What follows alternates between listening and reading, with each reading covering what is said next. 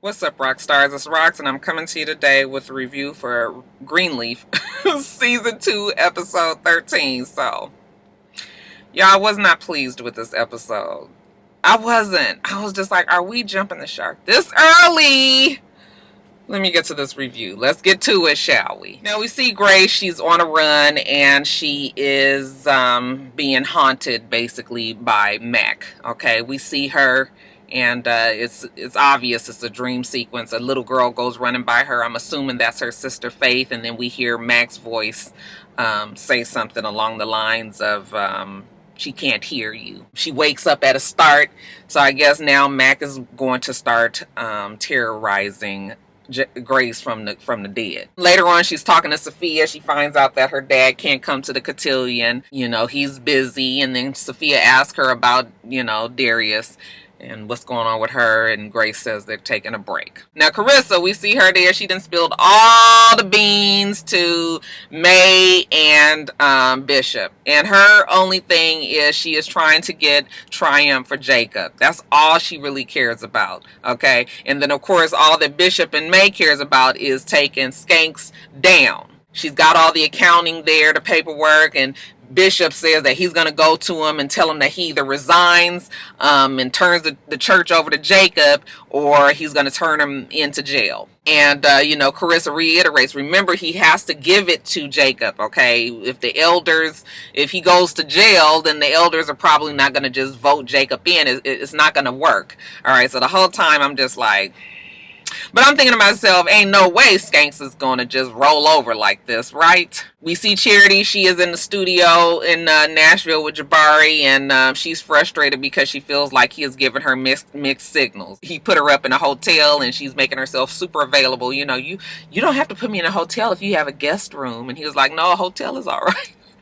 I was like, girl, he done curved you so bad, just leave him alone. So then we see Bishop confront Skanks, okay? And this is all, I got the information on, the accounting and how he stole from the church. And, he needed to resign and turn it over to Jacob, or he was going to go to jail. And Skanks was just like, oh, is blackmailing not a sin now? Okay, get the hell up out of my office. Ain't no way I'm doing this. And I was like, okay, that's what I thought. I didn't think Skanks was going to go there. Okay, who did Bishop think that he was just going to come in there?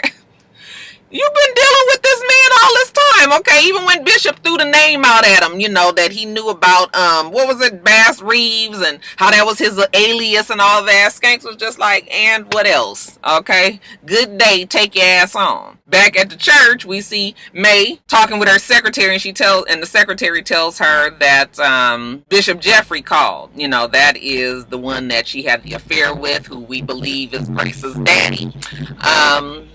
She avoids him like the plague. So when she found out that he called, she just sort of like, oh, okay, I'll call back. And then Grace gets there, and she was just like, oh, sweetheart, you must not have got any rest. You look really tired. Okay, but Grace was like, Mom, I'm here. We're going to do this. We got this outreach program. They're going to talk to the senior citizens. Now, Charity, she's still trying to work on this song for the gospel artist, and the girl tells her, listen, the song is entirely too sad. Charity says, well, that's how I wanted it to be, melancholy. She was just like, yeah, but that ain't gonna work for me. We're gonna change this here. We're gonna check these words out here. We're gonna uplift. We're gonna sing this. We're gonna... And of course, Charity is upset. Okay, Jabari is with the changes, though, that she wants to be made. And when she leaves, she invites Charity to a dinner later on that day, and then she leaves, and Jabari gives her a kiss. And Charity is just like, oh, is my man kissing folks now? So he comes back over, and she was just like, oh, so you kiss me on the cheek, you kiss her, like, is this what you do? And he was just like, what are you talking about? And she was like, what's going on with us? And he was like, what us? And I'm thinking to myself, like, yeah, what us, Charity? First of all, you still married. You don't know where the fuck your husband is, who's gay out there and just confused in these streets. You got a brand new baby, and you trying to still get a relationship started with Jabari. Girl, what the fuck is wrong with you? So he was just like, she was like, do you like me or not? And he was like, I like you. Okay, but he doesn't get any deeper than that or make her feel like it could go any further than that. So I was just like I said earlier, girl, he is curving you. Let it go. Now we see May and Grace with the senior citizens, and Grace takes on to this one specific woman. You know, they're doing her nails, and you know, the lady is saying how she loves the new staff, how there was somebody there that was working there before who was really rude, and you know, so they have a good time with the senior citizens, or so we think. When they get back to the church, though, May was just like, I hope I don't live no long time and I got to be living in a nursing home. I hope I just die quickly. Grace was like, Mom, is that any way to speak?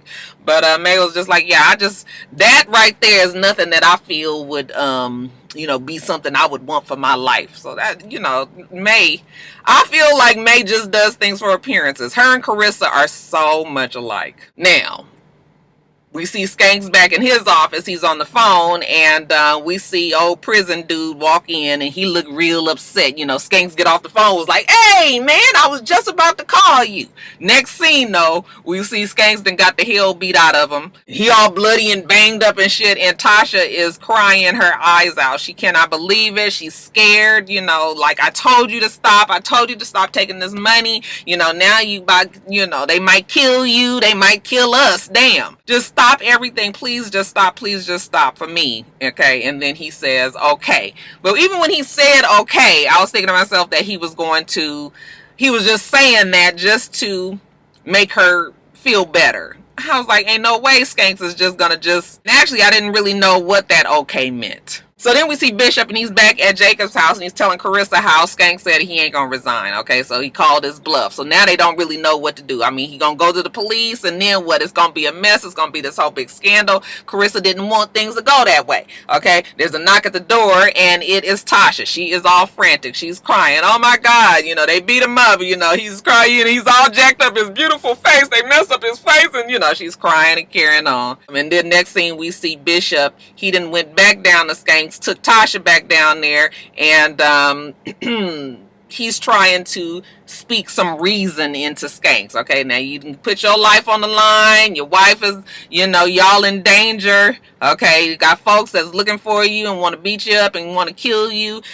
Just turn the church over, give it to Jacob, give him the keys, and Skanks just says okay. And while that's probably the best thing to do, it did not seem realistic to me that a man like Skanks, who is used to fighting, I mean, remember he gave us this whole long speech about how the Lord, you know, fights his battles for him, and he's the little man and all that.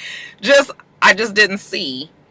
I mean, I guess you can explain it away and say that, you know, his conviction, finally, it caught up with him, and he realized that he was going against the right of the church and the people in the church. But still, I just was like, this is too easy. And I felt like the writers but a little bit of me was still holding on to hope that Skanks was still plotting something else just to himself. So I was still holding on to that little bit of hope. Now let's jump over to Isaiah and Zora. These two, I'm so sick of them. Isaiah's an ass. You know, they're talking about this cotillion in the car, and she wants to go to the cotillion. He doesn't want to go to the cotillion. He wants to go to a concert. She was like, I'm going to the cotillion. Okay, you ain't got to go. And he was like, well, who will you go with? And she was just like, okay, somebody. And then the nigga just slams on the brakes. She's in her car seat, but she always takes the car seat. That's what teens do. I always tell Jada to stop doing that as well. But she takes the seat belt and puts it behind her back. So when he slams on the brake, she hits her head on the dashboard. And she was just like, what, are you crazy? Are you crazy? He was like, how many times I got to tell you to put that damn seat belt on? Okay. But he's just a jerk, and he's an asshole. And I don't know why she dealing with him. I mean, you know, these young kids, they dumb. She's full of cum hell. So, I mean, that's why she's dealing with him. But she gets home, and she's got this big ass knot on her head. She got to hide it away from her parents, and they don't really pay much attention to her because Jacob is fussing at Carissa for telling his parents all about Skanks and his problems. I don't know why Jacob is so surprised. Don't you know your damn shifty ass wife better than that? So he was just like, I'm not taking the church. Whatever Skanks does, I'm not taking the church. And then Skanks calls him on the phone, and he tells him, you know, that that's his brother and that he's the most honest person that he knows, and he gonna get a church to Jacob. And Jacob is still saying he don't want to do it. And I'm still holding on to hope on the inside that Skanks has a different plan, right? It's still there. Now we see Charity talking to Jabari, and Jabari lets her know that, you know, I like you. And this could go somewhere. However, you got a lot going on, and I'm just trying to protect myself and take things slowly, okay? So you can quit throwing your damn puss at me like you a loose bitch in heat, okay? Just calm down. Maybe things will happen here. And then he gives her a kiss, okay? So now, Charity, you can know that, yes, Jabari is interested. Now, let's talk about Grace. She keeps on going on this walk, on this path in the woods of her, of the grounds for the Greenleaf grounds, okay? And she comes upon this shed, okay? So she's looking at the shed, and then you hear Mac's voice, and he says something like, they're not going to believe you, so don't even worry about it. But you still don't really know what's up with this shed and all. I was just like, well, maybe she knew that that's where Mac was raping Faith, the sister. But then we find out she goes back to home and she calls Darius and she tells him to come over. She wants to talk to him. And then she tells Darius that Mac actually tried to rape her before he had even started fooling with Faith. Okay. And that he took her to that shed and she was able to fight him off and get away. And then I said, oh, okay. So the little girl that we saw at the beginning of the show was not Grace. It actually was, it was not Faith. It was actually Grace. But anyway, she fought him off, and now she feels bad because she didn't tell her family, and maybe if she had said something, then maybe that would have, stopped him from messing with Faith. And he was just like, well, they didn't believe Faith, so they probably wouldn't have believed you either. But, she feels guilty because she felt like she should do something. And I'm thinking to myself, like, girl, the man is dead. You killed him. I mean, what other retribution did you get? All right, the man is gone. He is the one that was responsible for almost raping you, raping your sister repeatedly, raping these other girls repeatedly, and almost getting to that other girl. All right, so it's just like, I mean, I know that your mental, your psyche, it plays tricks on you and all that, and it's hard to deal with the guilt with her leaving, her sister being gone. I got all that. But I'm just like, girl, you done killed the man. He is not here no more. Stop feeling so guilty. What else can you do? So that was another thing that I was just like, oh, God. Now, we find out that Jacob has decided he's going to take the church from Skanks. So, of course, Carissa's happy. She gets to be the first lady of a church, a real big church now. And the plan is to take over Triumph, turn Triumph into another Calvary and, have it on the other side, so this is just helping them grow their church community. May is happy because, she's going to have a bigger church and that's more, recognition for her. And also everybody seems to be happy. So it's Sunday and, Skanks is supposedly going to hand the keys over to Jacob and the elders are going to pray over him and everything.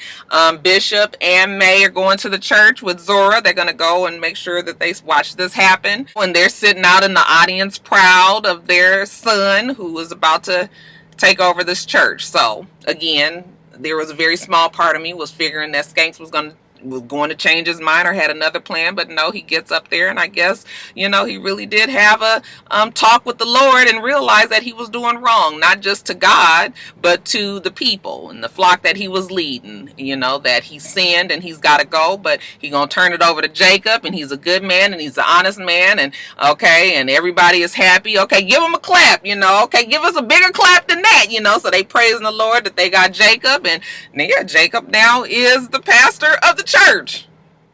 Just that easily, you guys. Was it just me? Because I was just like, huh? I mean, I don't know what I expected.